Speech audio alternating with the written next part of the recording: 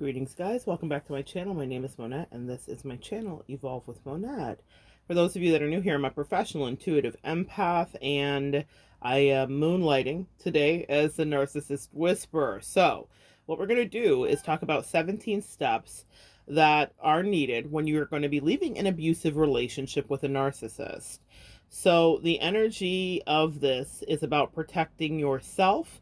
I do have another video up here, a companion video of sorts, though they were made at different time frames, but it's about how to leave a narcissist off with their head. Now, this is figurative, of course, guys. We are not at all inflicting violence. That is not what we do. But I mean, figuratively speaking, if you have to take someone's head off, then make sure that the head that's coming off doesn't belong to you. So we're going to walk through some steps here energetically on how to protect yourself. And it's important because when you're leaving a narcissistic relationship, it's going to be one of the hardest things you've ever done. And I wanted to make this video specifically as a request to Amy, who has asked for more content. And that, guys, that's something that you can do. I get emails and comments all the time about things you might be interested in hearing about. I have some other stuff coming up that I'm going to be doing on screen, but I felt like this was going to be better for just a voiceover for you guys to listen to. So Amy, this one is for you. Amy is one of my subscribers, loyal right down to, been here since I had maybe 30, and I appreciate her, and she'll be with me to when we get to 100,000, girl. I'm so grateful for you. However, Amy has a powerful story, and she has done her own work and left a narcissist. She pulled herself up by her bootstraps and reclaimed her life, and has become an advocate, and has become someone who is creating good in the world through Magic Flower, and she's a proud dog mama, and I'm so grateful to have beautiful subscribers like Amy here. So this one, Amy, is for you and for anybody else here that needs it too. When you're leaving this relationship, they are very dependent on their supply, and that's what's important to understand. So the supply, for those of you that are new to this verbiage, and if you're here watching this video, you're not new to this, you're true to this, as they say. It's the supply is the people they emotionally, financially, and psychologically drain. And so another synonym for a narcissist would be an emotional or energy vampire, but it's much more insidious than that. Okay, it gets a lot deeper, as many of us here who have extracted ourselves from these relationships understand. So they need someone to abuse, they need someone to manipulate, they need someone to fulfill their needs, and to kind of like constantly prove to themselves that they are better, stronger, and smarter than everyone else. It's so funny to me because something that just comes to my mind here is Kanye West's song, Better, Faster, Stronger, whatever. I don't know the exact lyrics right now, but Kanye West, I think there's definitely displaying narcissism there. I think we can understand. I think it's safe to say, no matter how I love Kanye's music, but Kanye is Kanye. Kanye misses the old Kanye, but Kanye definitely, I don't know if he'd have a lot to say if he identifies himself as that, but it's funny to me that that was the verbiage here that came to my mind. So here's the deal with your narc. Through the love bombing and the gaslighting and the constant battles, they're depleting you. You're already exhausted, right? So leaving an abusive relationship with your narcissist is really tough, but it's possible, guys, as long as you're trusting your gut. And my intuitive empaths and psychics, a lot of us are empaths in this narcissistic. There's literally something said and been written about and documented in psychological manuals, the narcissistic empath dynamic. We are catnip for narcissists. There's a whole school of thought about empaths having narcissistic traits. We'll do another video on that. I really want to get your opinions on that. But I think that a lot of us had some injuries from emotional wounds in childhood, from parents that were actually deeply malignantly narcissistic, myself included, and it triggered us to run into other people and or attract other people. The higher soul lesson of the narcissist, I want to say this here, is that you are supposed to work through the family pathology that had crippled you initially and caused you to repeatedly attract that personality type and work through and evolve through it. So spiritually, you can't ascend through a narcissist. People are like, once you've dealt with a narc, you're going to always attract. No, I definitely had a fair share, but when I woke up, okay, I'm hearing I'm wide awake at Katy Perry. When I woke up, I realized how to heal it, and I went back to the wound, and that's what I'm dedicating my energy to and my life to, is making sure you guys get to the root of the issue so you are not spending the rest of your life in these repeated cycles. So it's hard when you want to leave because you're tired. And y'all, when I tell you I have been so tired, I have never been more tired than I was in this last dynamic, though, because I was dealing with a covert narcissist. So with the malignants, it was combative. I had one malignant narc in my life who was just actually argumentative. I've never had someone be more argumentative. This was not that. This person was insidious, and it was causing me physical issues with my health that have literally gone away as soon as I walked away from her. That doesn't mean that I don't still struggle with my health in my own way, or that I still don't have stomach issues or whatever, but it means that I was actually having issues where I was having to go to the hospital, and I was actually like losing blood and stuff like that. And it was because my body was stressed out. Our body does internalize stress. I will be making a video here coming up about the pain purge that happens after a divorce or after leaving a relationship like this that you may have noticed for some of you guys out there. But you're tired, right? So let's get back to that.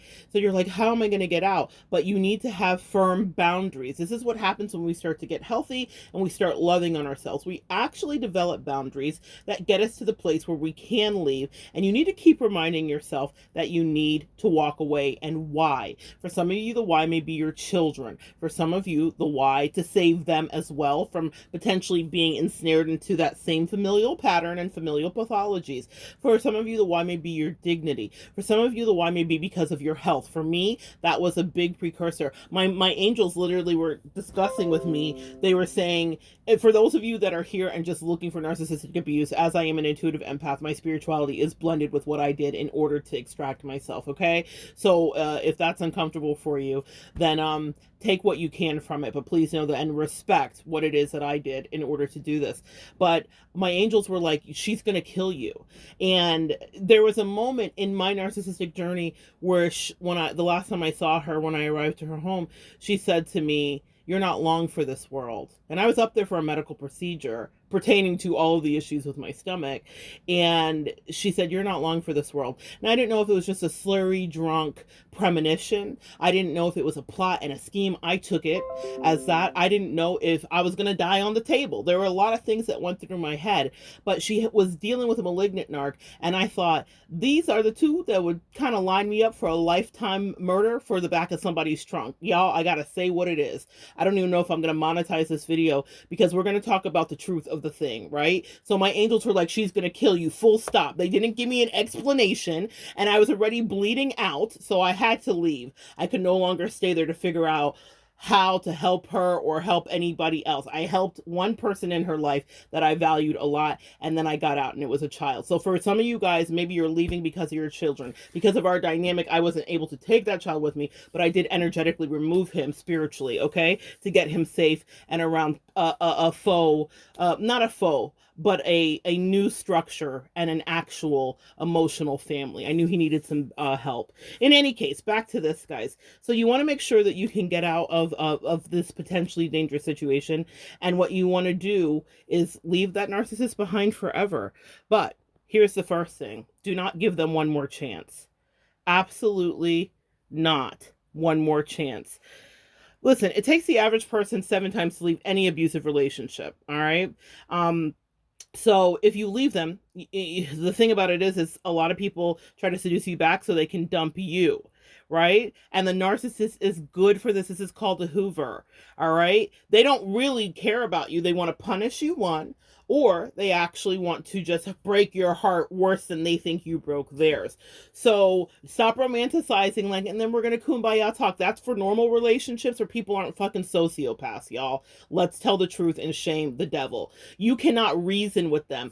No, I've never met a narc that deviated off of the textbook. They are so predictable and so boring once you finally realize, and they are this person. So stop trying to think like, oh, well, we'll talk, but they will try to seduce you back. Also be careful. We know the percentages of people that go back to any abusive partner, whether they are narcissist or not, that end up in a murderous and or fatal attraction situation where it's called what is it? I don't know, the exact phrase is slipping my mind, but it's the abuse that happens when you go back to an abusive partner, and this is statistical, a lot of women and men have died. All right, so let's talk about this. So don't be about the seduction, because everything needs to be on their terms. And if they are physically violent, guys, I'm telling you, there is no telling if they will be violent with you. That's why when my narc said to me, "You're not long for this world," I didn't take it as a kumbaya moment just because she was drunk. I said, a drunk man tells no tales. The spirit is in her, and now the spirit of truth finally came out of her. It was truth serum. And in any case, she'd have been assassinating my character, been lying to me, been energetically draining me, been using me to feed her new supply, which narcs do while they're up underneath you. They will devalue you with the new supply. And she was not my friend. She was a bestie, actually, but she was not my friend. She was treacherous. And I was like, okay, I'm done with this. We have to move forward. Because the thing about it is, though, because when you leave a narc, you leave on your terms, they're going to hate that, guys, and they will be violent with you emotionally, physically, or energetically. If the narcissist is not ready for you to leave yet, they'll probably kind of turn on the waterworks and plead with you and tell you that they're sorry. Now, this happened in my case. She may have waterworked herself because that's just one of her manipulation tactics. I did not see it, or what I got was cold as ice, complete and utter, a despondent, irresponsible, sociopathic asshole. So no, there was no waterworks in that moment. I've seen her waterworks and manipulation tactics with other people. What I will say, though, is she did try to re-hoover me back about a month later, but she was so narcissistic. Once you know that a narc is a narc, you're like, you just are watching them. And I always say this, it's the irony of saying that's the beauty of having experienced this behavior before, because I was ill-equipped in my first fights, but in this one, I was just watching her like, "Bitch, you are outmatched, you're outnumbered, you are way over your head with me," because I understand what's happening, though I was not as adept with the covert narcissism. So what I will say is, she said to me this, "You've abandoned me," which was an ultimate gaslight, because she had been grooming and involving herself and doing a lot of things with the new supply, created a whole new family dynamic and structure with a new supply in front of me, and devalued me to my face about it. Told me how much of a better friend she was, and this, and that. She chose someone racist. She did as many painful things to me as she could, and she did them on purpose because she's spiteful, and that's what your narcissist is. When she said, "You abandoned me," I thought, that's hilarious. And then she said, "I thought we'd make it to the end." I bet you did. And then she instructed me not to respond. Let's talk about that. Narcissists want it to be on their terms. And I thought, you don't control shit over here anymore at all. At all. But the thing about it is I had no need to respond to her. My response, because I was going no contact, she didn't understand that. So she thought she had taken her power back. I was like, "Okay, bitch, you got your power. Allegedly, you got a little drama supply that you can be like, this person abandoned me." No, this person ran for her life because you were dangerous as fuck and ill-willed and deleterious to everything in my soul. No.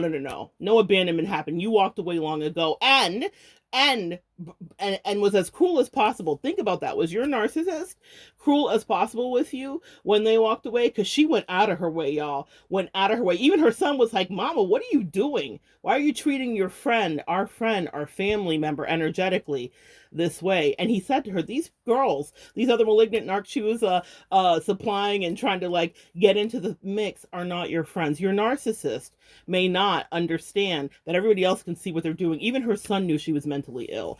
All right, so let's keep going forward here.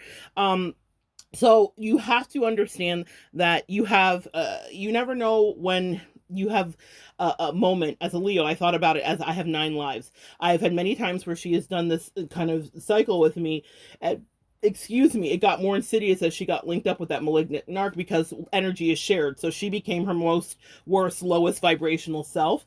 And you can't count out your 9 lives. You don't want to play games, right? And think, I may be able to have this and I may be able to kind of figure this out. The other thing here I want to talk about is don't tell them that you're leaving, okay? That's going to be really important. You should never tell the narcissist that you want to end the relationship right away, ever, ever, ever, because it may seem counterintuitive because in normal, healthy relationships, even if they're broken down and you're not wanting to be around the person anymore, you're going to talk to them and say, this is what it is. Well, I had been getting therapy, guys, just my own journey and dealing with this because I understood that something was definitely off and my angels have been working with me. And I was kind of stubborn in my own way, as we are in denial. None of us want to admit that we've been like in the grasp of a narcissist.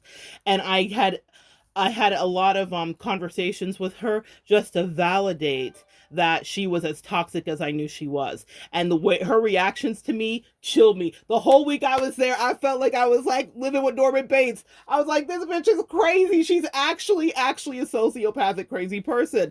And now I can laugh about it. But in that last week, I was in spiritual battle. It was real in the field. However, it may seem counterintuitive, but the toxic person in your life will absolutely follow through with one of two things. They will either start to love bomb you, which is another term and phraseology you may be familiar with, which is where they just tell you all the sweet things that you want to hear and they're over the top. They want to keep you emotionally trapped. That's the technique.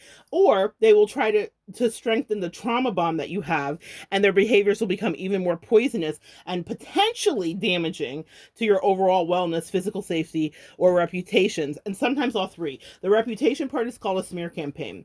Because I left and I left abruptly, I knew that she was going to get to do a smear campaign and act like my bestie. And unfortunately, there was a racial dynamic as she was Caucasian and she was racist. And so she definitely was like, and I've been friends with this black girl and helping this big old black girl and just being merciful on her. And she told me as much. The mask had slipped in the last week. She said to me, I'm just doing this to be nice to you. See, behind closed doors, your narcissist is a different person. In the community, everybody thinks that they're generous, and everybody in her office was like, oh, you're so helpful, and look at you. And maybe the doctors in her office thought that she was a piece of shit. And I have no problem saying that. That's what your narcissist is. She was a manipulative, calculating person. I said things to her in the last week I was with her, and I watched her duping delight, which is something that serial killers and other people that get away with murder do, where there's a light smile that comes to their face as they're being debaucherous and telling lies and getting away with something. Or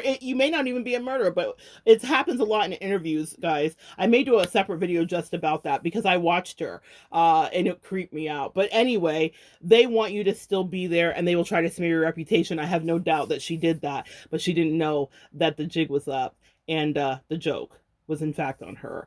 Make all copies of your documents, guys. If you are leaving a situation, I was not in the household with her. We were not married. So we were energetically partners in a way, for sure. And she was definitely siphoning my energy. But I didn't have documents to make. For some of you guys, you will. It's especially important if you're from a different country because the abuser will hide your documents so that you can't escape. They're very known to take your stuff away. So if you have, if they have your passport, you need to track it down because they will do it. And at the very least, try to locate it. Take some photos, send them to your email, send them to a family member that you trust. Get a hold of anything you can, including proof of the address, the bank details, anything else official. Either wait till they're out and do this or trick them by saying that you need your documents to fill out an application and you need to be playing nice. I'm thinking of the Dixie Chicks because that's just in my soul right now. I guess they're called the Chicks now. I'm not ready to make nice. I'm not ready to back down. You're going to have to become an actress, my loves, before you leave this narc. So if they're used to the cycle of abuse and being in control, then you make nice, everything real nice. Yeah. So you do that for your safety. That's called cunning. That's called survival instincts, mama. You do that so that you get out and you get out safe. What I definitely understand this, and I didn't have to do this with her. I didn't make nice and make sure that she thought everything was just, yes, it's just because I can't stay into her emotions anymore. And I just Whatever shall become of our friendship? She wanted to be Scarlett O'Hara. She thought she was. Whatever shall I do? Wanted to be all in the South and full of her racism. I got you, boo. I mirrored it right back to her so that she could see what a monster she looks like. But then I was planning my escape. Now, here was where I've seen this play out in my life. My father, absolute malignant narcissist. My mother from another country. My father from another country. They're both immigrants to this country. I'm a first-generation American. So what I will tell you is that when my mother left my father repeatedly, my father was physically abusive, and my mother would run away and do all kinds of things, and literally I remember him coming to track us down. My father, when my mother finally left, did a whole smear campaign. When she got a job, he called the job because he was well known in our community. He was very affluent. He had his own business, and he built a lot of the buildings and homes. That was his business in our town, and it was in the development in the Keys at the time. So what he did was he called the hospital that she worked at, that she still works at to this day, thank you, Jesus, with her great West Indian work ethic. But he called the hospital that she worked at and said that she was a thief. And then he tried to make sure that she never got her paperwork taken care of so that she couldn't get her citizenship. She is a citizen as we speak, and she did get through it, but she went through hell in a time when none of us knew this verbiage, in a time when I was like too little to tell her, Mama, this is it, because I had no idea. I just had fear, because when you leave a narcissist, it is scary. But I saw what my dad did with her documentation, with her job, with the smear campaign. He went out of his way to damage her because he couldn't stand that she took her power back and she left. Guys, that's why it's important to play real nice while you get your shit together and put it in a safe or do the picture thing, all right? Make sure you have spare cash, guys, all right? It's really important. If you're thinking about leaving, make sure you set up your own bank account. This may need to be a little bit done in advance. This is part of play nice, okay? You definitely need to have your own money. If they're a financial abuser, which there is a subsect of narcissists that are, you will have to do this in secret so that they do not cut you off.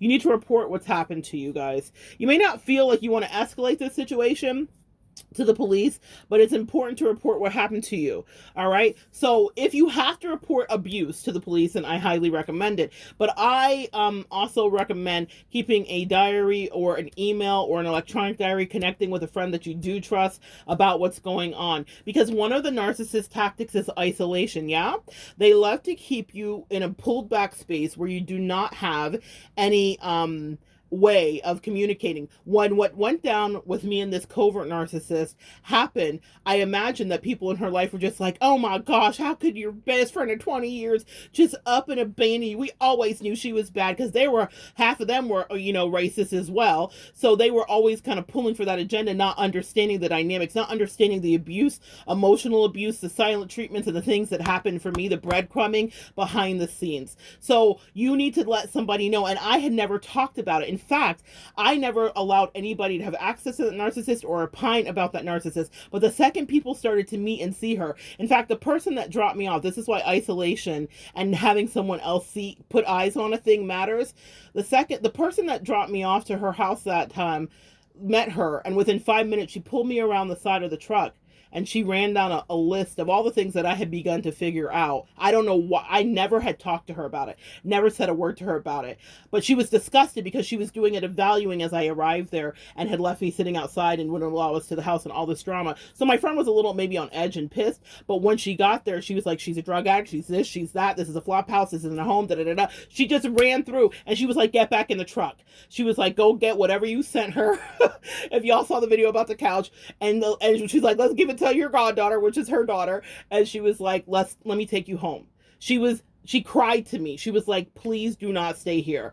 I don't feel safe with you here, which I was like, what are you talking about? Because I was in denial that this person was as bad. But as soon as someone put eyes on her, boom, immediately, all the stuff that I already knew, because I had been going through it for the last 2 years, but quietly, because I was like, I don't want to, because it was covert narcissism. So just heads up, 7-Up, let somebody know what's up. Let somebody put eyes on that narc, because even if they have a mask on in front of people Anybody with good discernment, my empaths, this friend happens to have great intuition, and she called it, and she wasn't wrong. Amen. And I wasn't wrong. I kind of had known, but I didn't want her to see. And I didn't think she'd pick all that up within a 3-minute exchange as I'm dropping off my stuff from her car to my house. Anyway, to her house.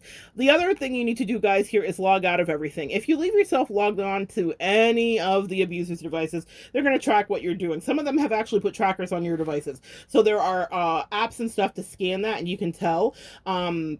If you use LastPass to save all your passwords and do a master reset of all the important stuff, LastPass is like an app, all right, and it's cheap, and you can get it on your phone. Check your device for trackers, like I said. That's a big deal. Figure out if there's a tracker on your phone. Excuse me, guys.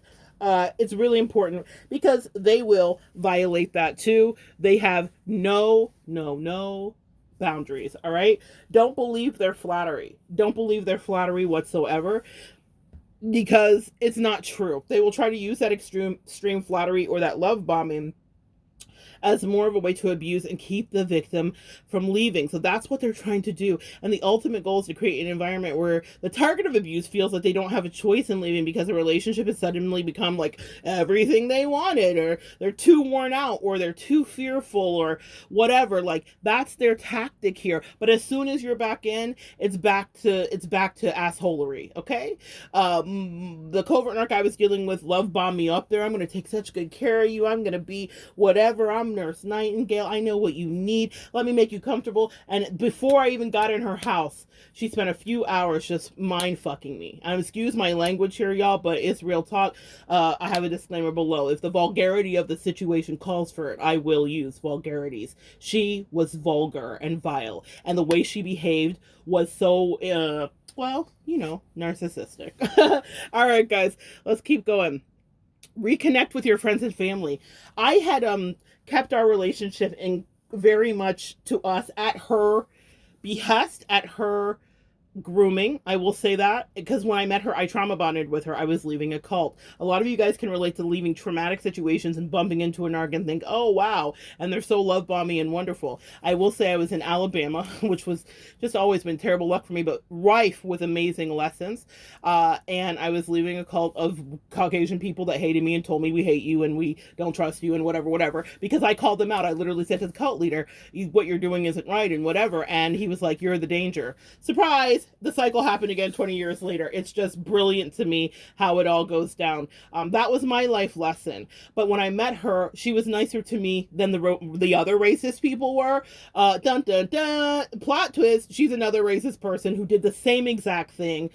She reminded me of a girl in the cult that I was with named Janet, who was so insecure and was so weak and needed so much validation from other people that she allowed other people to kind of infiltrate her mind space. And I was always trying to save Janet and help her and love her and be kind to her, but she was always betraying. I remember coming upstairs from a place that we were living together before they put us into a discipleship incubator, and I heard Janet talking about me when I'd only ever stood up for her with the people that were, you know, the cult leaders. And because what they thought of her mattered so much more, and she was willing to throw me under the bus in a second. My bestie of 20 years, this covert narc, was the same way. So that's why you need to reconnect and get back into family ties, because I isolated because she insisted. She never wanted me to be around anybody. She never wanted to be around any of my friends. She was rude to everybody. She embarrassed me everywhere I took her. But the thing about it is, because she wanted to humiliate, because that was comfortable for her, I want to assert my power. And what I will tell you is, and so I didn't really want to take her around anybody. When she was grooming a new supply, all of a sudden she was like, oh, well, I want to do this with other people and do that and whatever.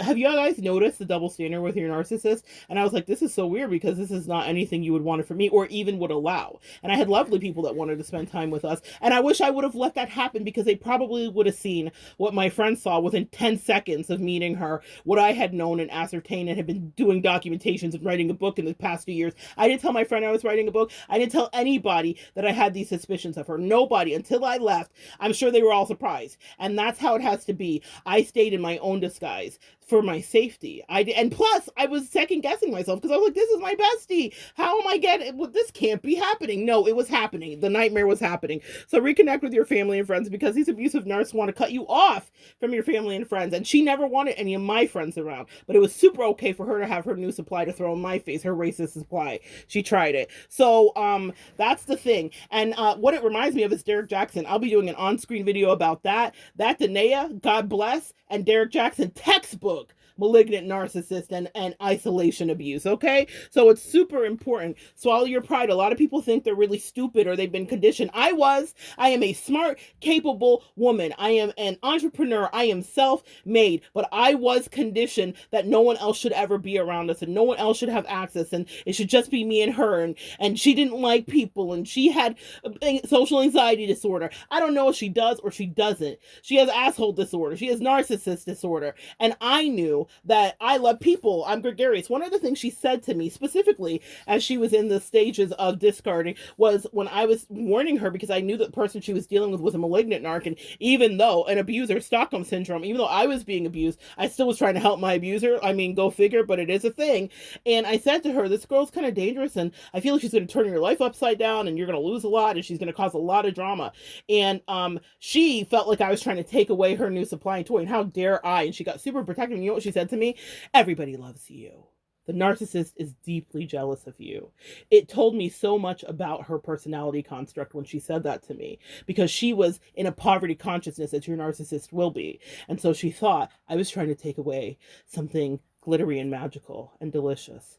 No, actually, I was trying to take away something vicious, but it was not in my place to do. Let's go higher spiritually. It was her karma for her to go through exactly what I had been through. That person mirrored exactly who she was to me.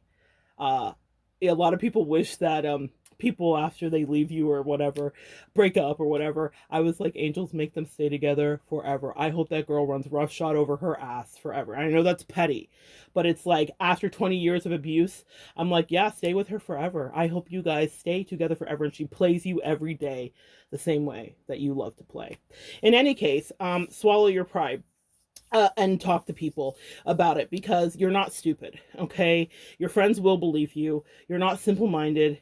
You definitely got sucked in. This is a thing. It's the buzzword of the last couple years. You are not making this up. Take it as an opportunity to cut out anyone else who's toxic.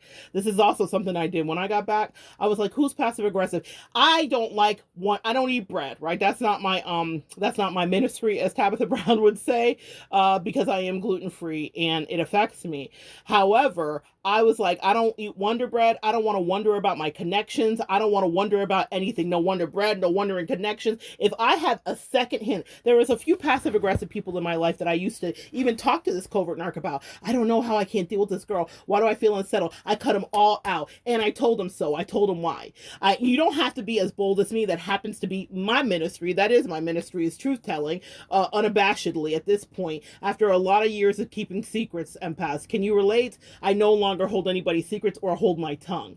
But I cut out a lot of people because I knew that they were toxic as well. Even if they were insidiously toxic and not overtly toxic, I was like, not again, saying not on my watch. Listen, don't just leave. When you leave, stay away. That's what this is about. My other video, it's called The Only Way to Leave a Narc, which is off with their head. When you left, it may be tempted to go back. Especially, guys, I'm going to make a separate video. You will miss your narc and all that stuff in the beginning stages.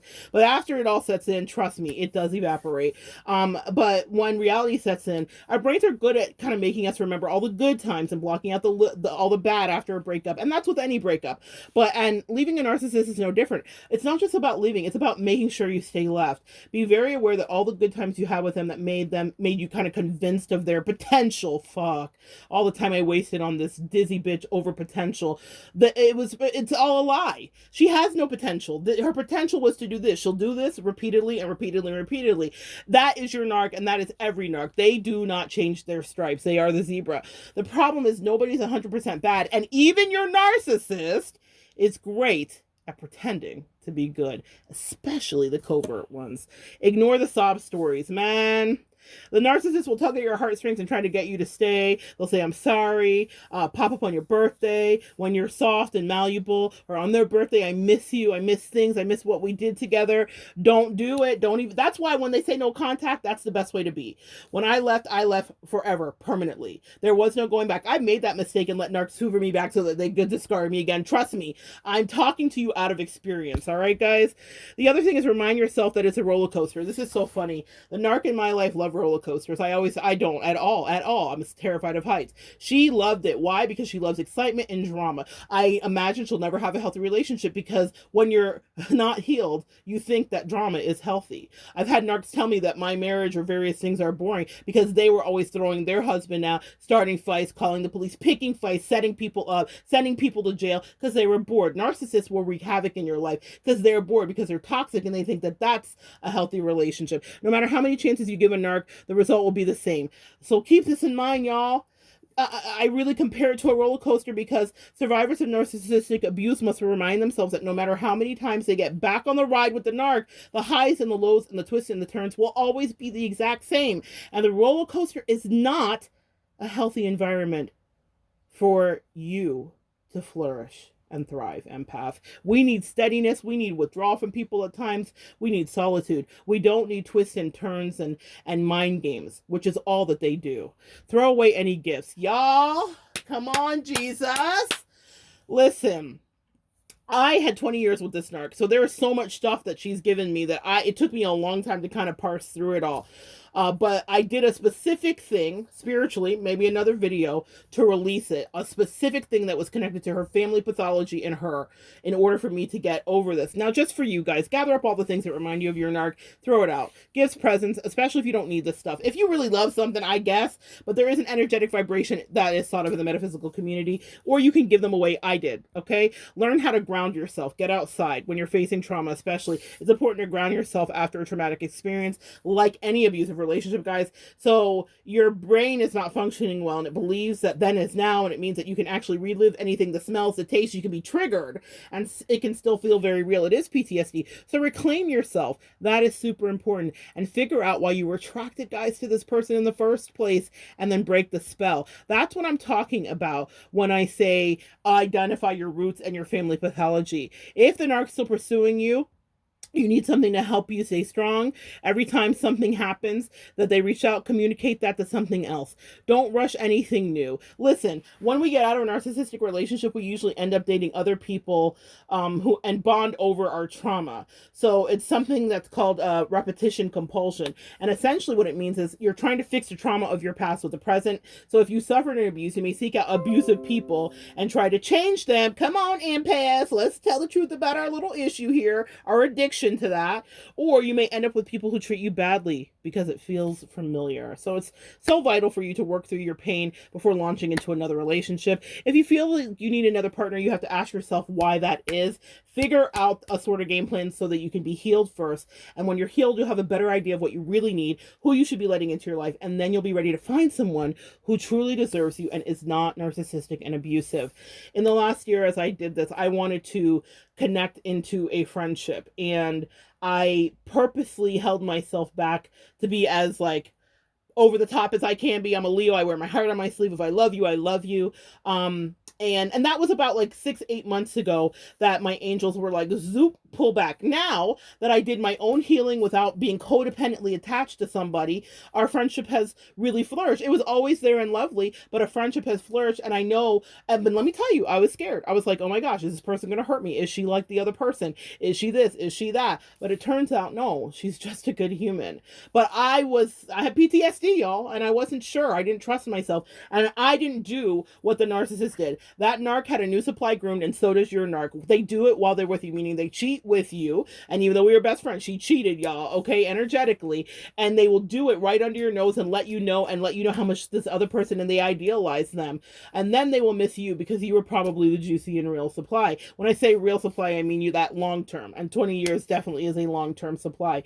So what I will say is be careful. I was purposefully intentional about not creating a new trauma bond with somebody, and not even though I articulated myself, I communicated my feelings. That is part of my own, way that I exist. But I still was like, okay, angels, I'm going to let you handle this. And guess what? When the time was right, and when I had done a lot of the releasing and decompressing, all of the beautiful things about that friendship started to really just be dazzling. Okay. And that it was not me being idealistic. I gave myself time. I wasn't immediately in another relationship. Your narcs never heal. They go from supply to supply. They never figure anything out. And then they're like, how did I get here again? How am I still on the same roundabout?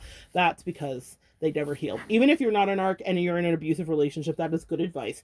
Don't leave one for the other. They always say the best way to get over someone is to get under somebody else. Yeah, it feels good initially, and then you find yourself in the same situation. I know I can go forward proudly and confidently, knowing that I have formulated a real friendship over years with this person. This person had just come in my life as this was ending. She's been in my life previous. However, it is safe now. It is safe. It is safe. As the opposite of what G-Eazy says. It is safe. It is safe. And it's safe because I did the real emotional deep dive, and I did the Dark Night of the Soul, and I did all the videos. Y'all saw them here, and I expressed myself, and I lanced the poison. That was me making the videos. I wasn't ever going to have a conversation with my narc about what she did. I didn't want to have a kumbaya hold accountable because she was immature and incapable of communication and purposely willful and spiteful and malicious, and I could keep going. Cancerous, energetically. So I knew that I was never going to get any closure from her. And I'm a Gemini rising for those in the spiritual community. And communication is my thing. It's my jam, right? Communication for Geminis. We rule mercurial energy, which is communicative. And so I was like, how am I going to heal this if I don't talk about it? And my angel said, oh, you will talk about it. The last thing that happened was essentially my angel said, we're going to do this easy, or that we're, it reminds me of Tina Turner, do you want to do this nice or rough? There's a song where she says that. I gave the narcissist an opportunity to have some level of accountability before I really was out of my denial that she was what she was and she can never do that. And my angel said, you just gave her the nice. We're going to give her the rough. That's a different thing when you're spiritual. Your angels and ancestors will swoop in. For those of you that do not ascribe to that, fine. Karma will swoop in. Either way, she could have had one conversation with me that was 20 minutes long, or 10, and maybe all of the things that happened wouldn't have happened as a result. But it had to play out that way because some people never learn until they face their karma for their treachery. And it's not something I could have done to her. It's something that we could have done in a conversation, but it was not something she wanted to do. How many times did you try to talk to your narc and get through? And then you found yourself feeling gaslit and crazy and like, why am I here? In fact, the thing is, I didn't end up feeling crazy. I knew I was being gaslit and I was pissed, but I didn't think I was crazy. I knew exactly what it was. We can do this nice or rough. Your narcissist will always go up for the rough way because everything has to be their way. It's about control for them. So don't stay another day. All right, guys. Man. All right. If you're still here, thank you so much for joining me. I'll have some more videos up and some face-to-face content coming here very soon. Come back and join me next time. Protect yourselves. And when you leave, you bloody leave, ladies and gentlemen. The narc will try to rehoover. And they're not doing it because they miss you. They're doing it because they hate you. And they're doing it because they want to punish you. Ascend. Put it to an end. Come back and join me next time, and we'll continue to evolve together.